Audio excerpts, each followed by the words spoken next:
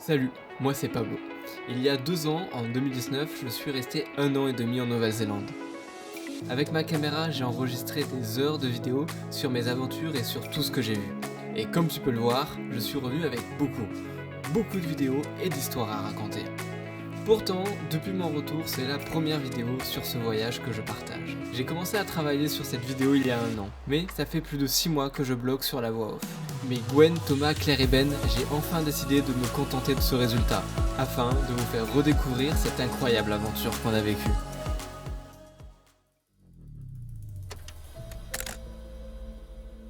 C'est ça du coup, jour 1, tentative 2. Il pleut, personne n'est motivé. Allez, 4 jours, c'est parti quoi. Avant juste de se quitter, mes amis m'ont proposé de les rejoindre pour une dernière randonnée de 4 jours. J'ai pris ma décision avant même qu'ils me posent la question, avec aucune information sur le parcours ou son environnement. Mais ça n'avait pas d'importance, que je doive affronter dénivelé, tempête ou hors sentier. Cela m'offrait une dernière aventure, pleine de péripéties, loin de la civilisation et entourée de 4 amis. C'est ceux qui m'avaient manqué le plus durant mon voyage en Nouvelle-Zélande. Alors laissez-vous guider avec nous dans ce parc national et sur les sentiers inexistants du Five Passes.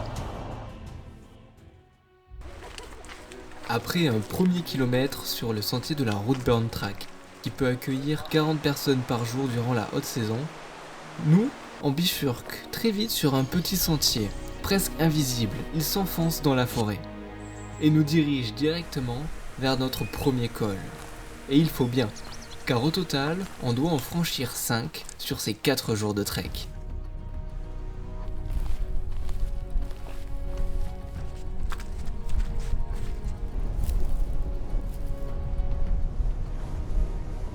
Après avoir passé le col qui nous liait au dernier village de la vallée, on entre à nouveau dans une épaisse forêt.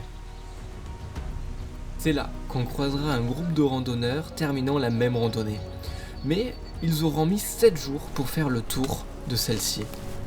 J'ai alors commencé à poser quelques questions, car on n'a prévu que 4 jours de nourriture. J'ai donc appris qu'il n'existe pas de traces pour ce trek et qu'ils avaient évalué une distance de 60 km d'après des forums. Thomas et Gwen avaient tenté de réaliser une première fois cette randonnée, mais ils ont fait demi-tour après une nuit sous la pluie, en plus d'avoir perdu le sentier en suivant des points GPS.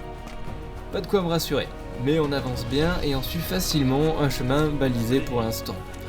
Celui-ci est juste boueux et glissant, il nous aura valu des belles chutes, dont la mienne qui plonge à l'objectif de ma caméra dans une flaque de boue sans l'endommager heureusement.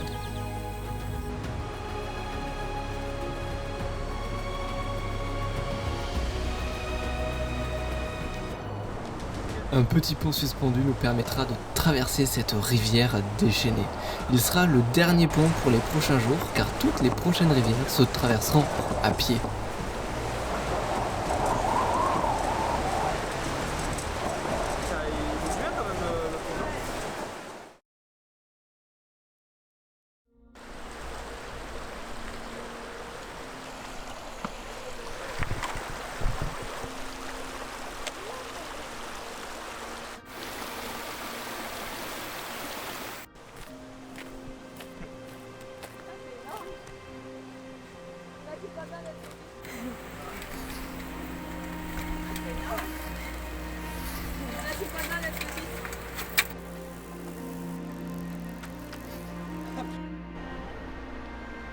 Après plusieurs heures de marche, on sort enfin de la forêt, on peut admirer la vallée et on avance facilement dans des champs d'herbe.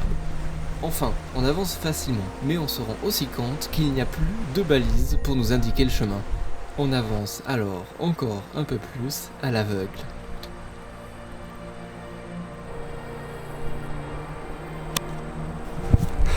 À la recherche du chemin. C'est trop drôle, ils ont chacun leur petit sentier.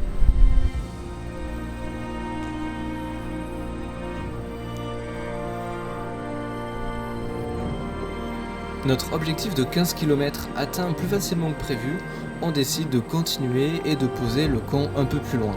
On traversera alors encore une rivière. On traversera une magnifique dernière forêt avant d'arriver à notre plaine pour cette première soirée. Et après une journée avec des nuages mais sans pluie, celle-ci décide de nous surprendre. En 10 minutes, nous sommes trempés. On n'a aucun emplacement propice pour poser les tentes, et avec la fatigue et l'inconfort, la tension monte rapidement. Mais Ben trouve finalement parmi tous ces rochers un endroit parfait. Légèrement incliné, nous sommes protégés de la pluie, du vent et l'on peut se poser afin de profiter d'un semblant de camp. Ah, on kiffe le beau temps, hein. Le sourire revient facilement et on profite un peu de notre soirée. On aura parcouru 22 km aujourd'hui. On se laisse un peu l'idée de faire cette randonnée donc en 3 jours. Un réveil matinal avec la visite d'un petit rongeur qui aura mangé quelques céréales. Le camp plié, nous partons pour 7h30 afin d'entamer cette deuxième journée d'aventure. Et afin de bien m'aider à me réveiller, on commencera par traverser une rivière bien froide provenant des fentes des neiges. Cette journée ne pouvait pas mieux commencer. Nous sommes motivés, notre deuxième col n'est plus qu'à quelques mètres et nous avons une magnifique vue sur la vallée avec le soleil qui vient nous réconforter.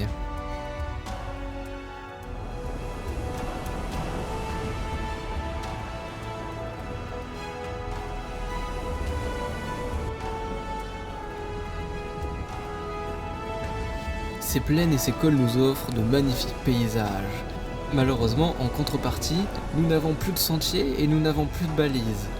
On se retrouve donc à imaginer une direction, grâce aux quelques cairns que l'on trouve difficilement.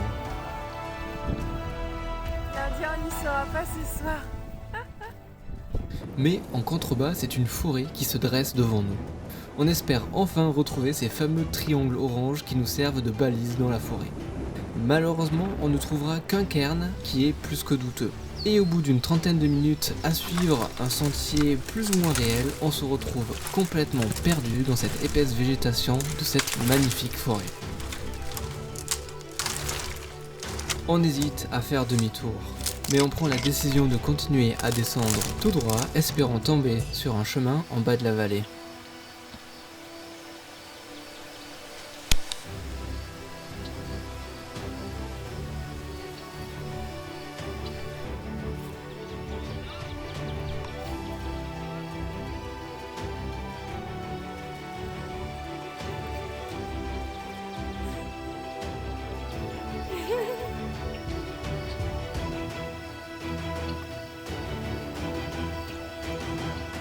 Après une session wild interminable, où nous avons cru y passer, nous retrouvons 3h20, normalement 3h2 km, 3,2 le km. chemin. On est à 1.1 alors. Et oui, vous avez bien entendu, on a parcouru 3 km en 3h20. On a bien ralenti notre rythme à cause de cette jungle et de cette perte de sentier. Mais avec ce semblant de sentier, on espère pouvoir accélérer le pas, rattraper notre retard et manger des kilomètres avant ce soir.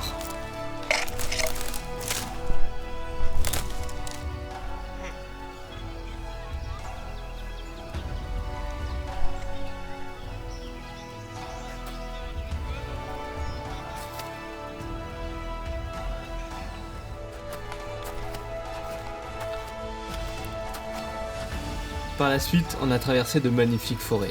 J'aurais bien aimé poser la tente à plusieurs spots, c'était juste incroyable, mais il nous fallait avancer et rattraper nos kilomètres de ce matin.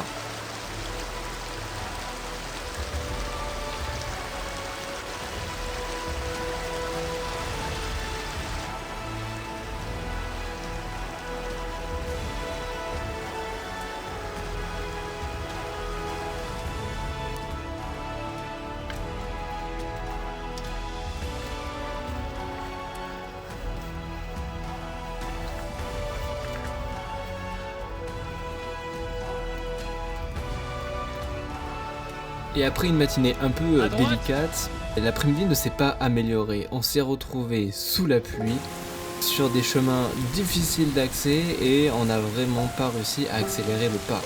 L'après-midi fut longue et mentalement très dure.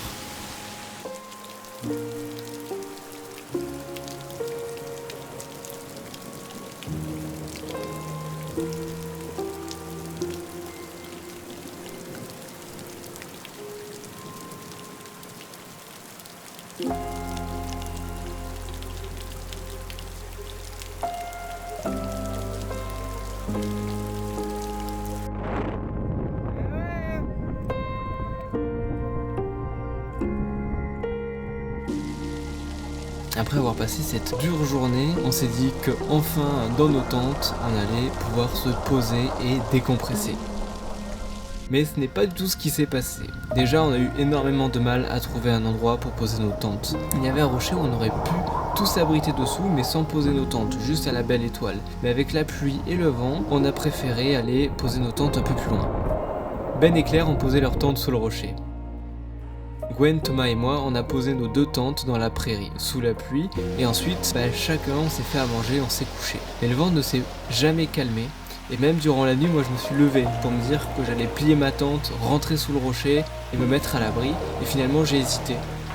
Et je me suis fait réveiller 2 heures plus tard, par de grosses bourrasques de vent. Et là j'ai plié le camp et c'était déjà un peu trop tard. À ce moment-là, il y a déjà une sardine qui avait sauté et j'étais en train de faire mon sac, et quand je suis sorti de ma tente en me disant que j'allais la plier, et finalement je me suis retourné avec ma tente. Je me suis retrouvé dans le noir avec ma tente roulée sous le bras, mes chaussures dans la main, j'avais mon kawaii et mon sac sur les épaules, et en caleçon, pieds nus, j'ai marché dans l'herbe en direction du rocher pour m'abriter. J'ai fini la nuit allongé sous le rocher, j'avais quelques centimètres au-dessus de ma tête pour pouvoir bouger, mais je pouvais absolument pas m'asseoir, je me suis vraiment glissé sous le rocher. Et ensuite, Gwen et Thomas ont aussi plié leur tente et sont venus nous rejoindre. Donc on s'est retrouvés tous collés et serrés sous ce rocher, et on n'a pas passé une excellente nuit, mais c'est un souvenir je pense qu'on gardera tous de cette randonnée, parce qu'après cette journée et cette nuit, vraiment on était lessivés. Et donc, après quelques petites heures de sommeil, on remet nos chaussures qui sont imbibées d'eau, et on doit attaquer cette journée qui sera bien entendu la plus grosse journée de notre périple, parce qu'aujourd'hui on doit franchir 2 cols. On doit franchir ces 2 cols-là pour atteindre un camp qu'on a repéré sur une carte. C'est le seul point un peu qu'on a. Et il faut absolument qu'on y soit ce soir, parce que sinon la journée de demain va être encore plus dure et encore plus intense. Et à partir de demain soir, on va commencer à manquer de nourriture si on doit faire une nuit supplémentaire. La journée commence quand même plutôt bien, on cherche toujours un chemin ou des cairns pour avoir une direction. Mais en tout cas, le coin est très joli et on admire un peu ce paysage et ces cascades qui tombent de partout.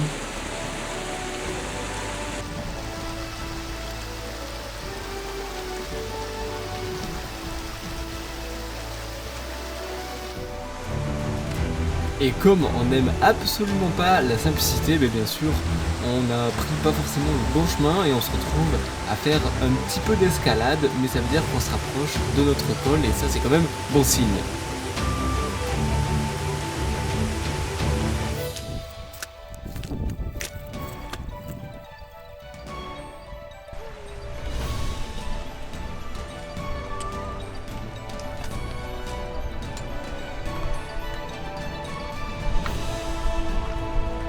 Et voici ce premier col qu'on aura franchi en milieu de matinée. Bien sûr, il y aura une dernière petite montée bien raide, mais au bout de celle-ci, on aura quand même une magnifique vue sur la vallée avec de magnifiques sourires pour nous remonter le moral.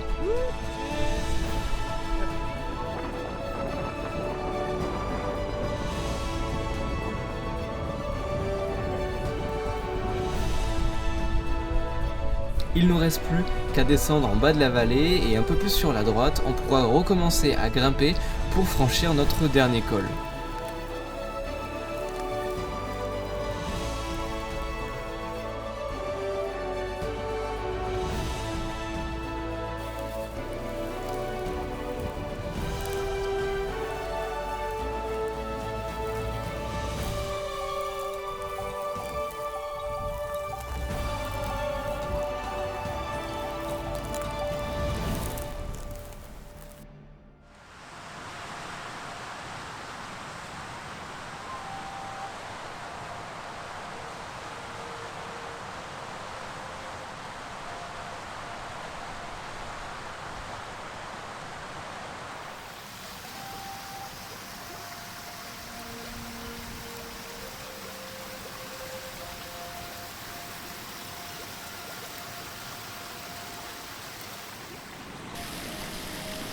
On effectuera notre petite pause déjeuner dans un endroit féerique. J'aurais tellement voulu y rester, y planter la tente, y passer la soirée, ça aurait été trop bien. Mais comme je vous l'ai dit, il faut qu'on atteigne le camp et donc il faut qu'on reparte. Et ben voilà, on se retrouve encore à faire de l'escalade pour atteindre notre deuxième col. Toujours à prendre les chemins les plus compliqués parce qu'on veut prendre les chemins les plus courts. Mais bon, c'est comme ça s'est bien passé. On grimpe, on profite du paysage qui est toujours plus beau.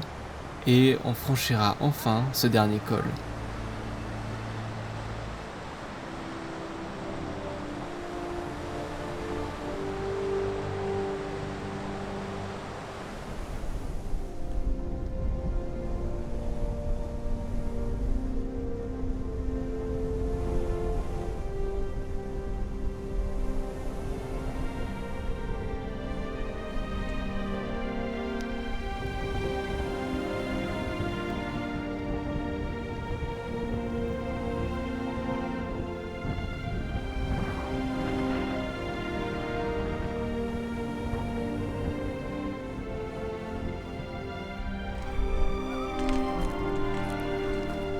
Dernier col.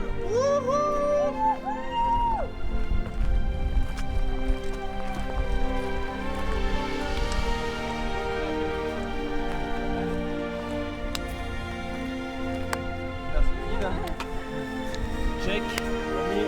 Ouais, bien joué, Pablo.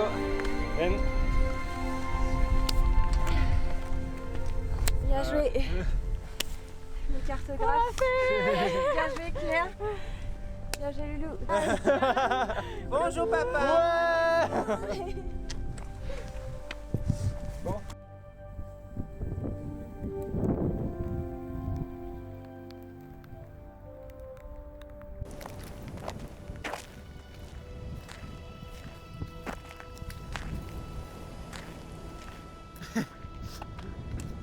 On va jamais arriver. Hein. Il nous reste plus qu'à emprunter la descente des enfers. Parce que on n'a toujours pas de chemin. Donc du coup, pour redescendre en bas de la vallée où on peut apercevoir le cours d'eau, il suffit d'aller tout droit. Mais la pente est bien raide et donc du coup on a glissé pas mal de fois et on a bien rigolé aussi.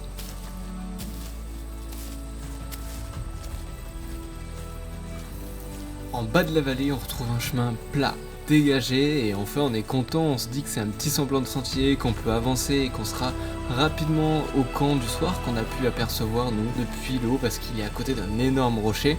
Mais c'est sans compter les surprises de la Nouvelle-Zélande.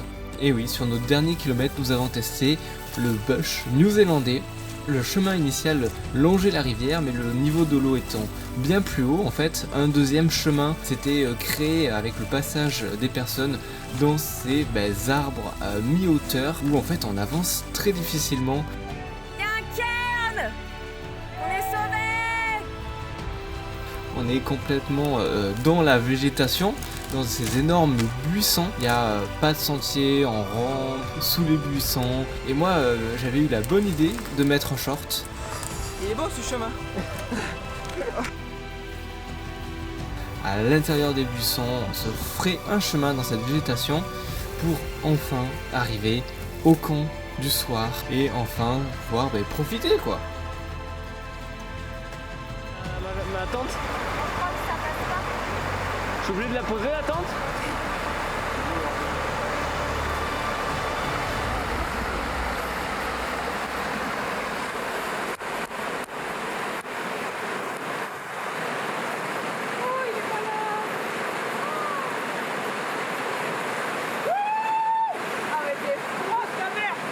Ça doit...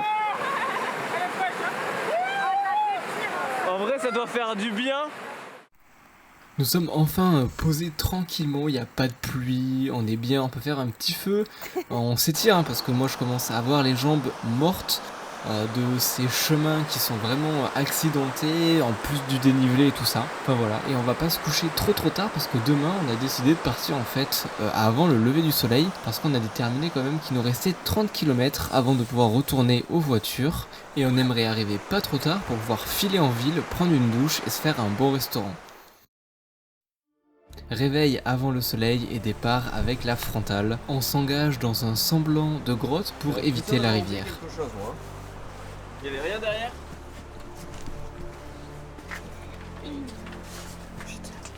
Tout type de terrain.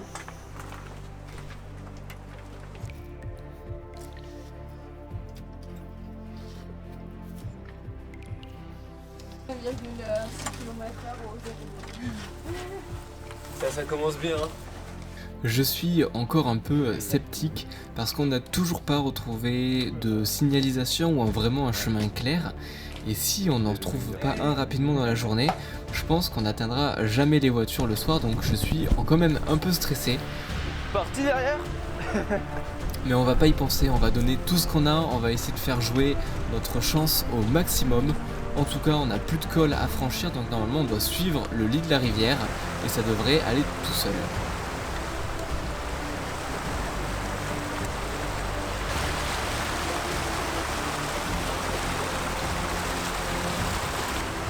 Et après une petite heure compliquée à traverser plusieurs fois les rivières pour essayer de trouver un triangle, on trouve enfin un triangle orange. Malheureusement, il est de l'autre côté de la rivière. Il faut donc la traverser et elle a pas mal de courant. Des rivières puissantes comme celle-ci, on en a traversé plusieurs et une était vraiment dangereuse et j'ai bien sûr arrêté de les filmer. Il fallait vraiment se concentrer pour les traverser. Bonheur, un semblant de chemin retrouvé.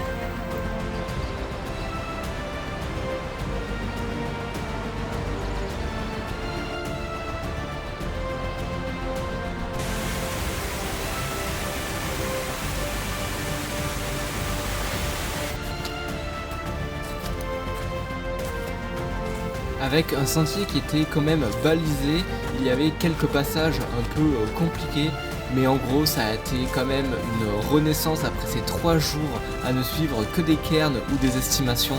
Donc on était super contents, on a enfin retrouvé un pont, donc plus besoin de traverser les rivières à pied.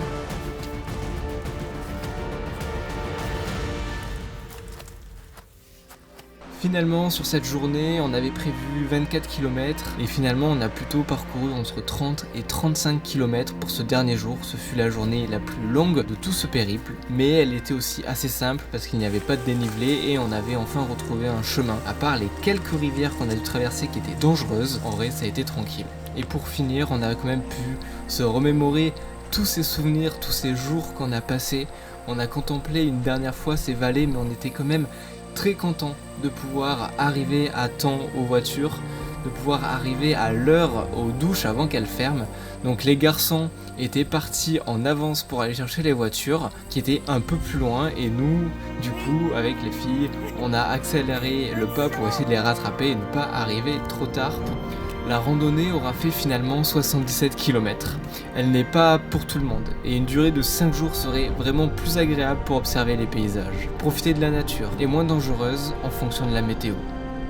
En tout cas, ce fut une expérience extraordinaire, l'un de mes meilleurs souvenirs en Nouvelle-Zélande. Donc je suis désolé les gars que cette vidéo ait mis autant de temps à sortir. Je pense qu'aujourd'hui j'en suis fier, même si je pourrais dire qu'il y a encore plein de choses à retravailler, que j'aurais voulu faire plein de choses autrement. En tout cas, j'espère que pour ceux qui sont rentrés en France, vous allez bien. Je sais que vous faites encore de magnifiques aventures dans nos montagnes françaises et c'est vraiment trop bien. Et pour ceux qui sont restés en Nouvelle-Zélande, vous êtes vraiment trop chanceux. Parce que je me rends compte que j'adore vraiment trop ce pays, que j'aimerais bien y retourner un jour. Mais pour l'instant, je me contente de faire de magnifiques aventures en France avec mes potes que j'avais pas vus depuis très longtemps. Et bien entendu, j'ai encore filmé toutes ces aventures. Et donc, j'espère pouvoir les sortir plus rapidement que celle-là. C'est sur quoi je vais pencher prochainement. Et puis, je partagerai encore aussi quelques aventures que j'ai faites en solo sur la Nouvelle-Zélande. Si ça vous intéresse, n'hésitez pas à vous abonner ou à suivre mon Instagram et l'Instagram de Climbing Trek. C'est un peu là qu'on partage toutes les aventures et les activités qu'on fait en France et quotidiennement.